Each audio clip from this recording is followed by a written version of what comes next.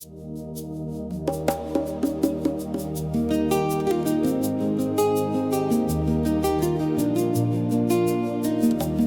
va mwari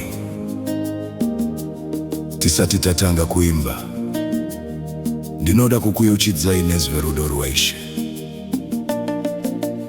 rudo runotisimudza, rudo runotipa mukana mutsva.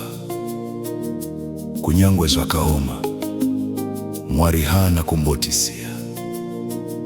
Kana mwari achipa mukana mutsva, hapana nogona kuvhara.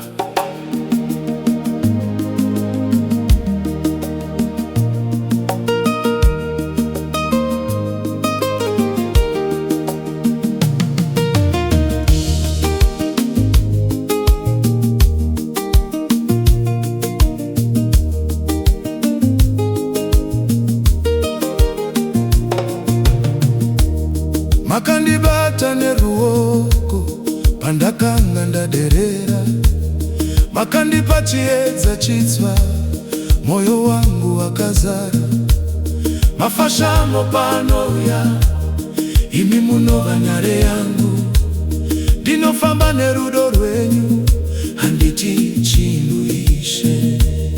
Makandipa mufaro mutsva, makandipa tariro itsva, moyo wangu unorumbidza zita renyu Ishe.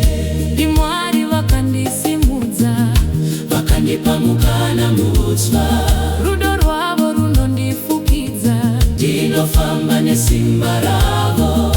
ndimwari vanondichengeta, vanondipa tariro itsva, ndicharumbidza zita renyu. Mwari munondipa upenyu. ndiri kuona mwari achisimudza vanhu vari pasi. Ndiri kuona mikova yakavharika ichivhurika zvakare.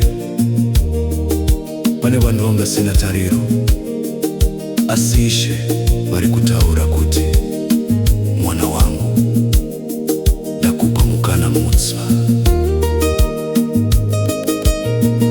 Ndiri kuona maronda emwoyo achiporeswa. Ndiri kuona mhuri dzakaparadzana dzichidzorerwa pamwe chete. Mweya Mwari uri kufema upenyu hutsva pamusoro pako. Ishe vari kutaura kuti, usatya, ndiri newe, ndiri kukusimudza zvakare. Simba raMwari riri kuuya pamusoro pako zvino. Makomborero ari kuvhurwa, nzira dziri kugadzirwa, uye upenyu hutsva uri kupinda mumwoyo mako.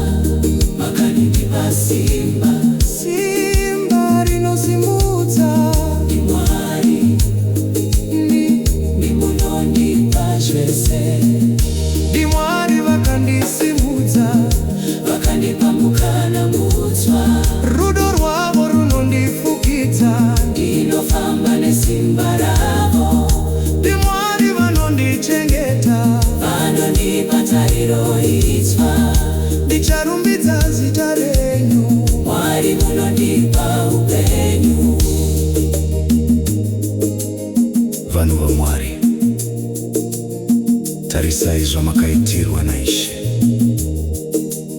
makapiwa upenyu hutswa tariro itswa mufaro mutswa kana Mwari achisimudza munhu hapana nomudzorera pasi.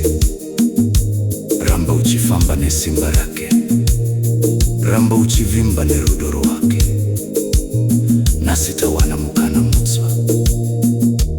Uye Mwari acharamba achivhura mimwe mikova. Rumbidzai Ishe.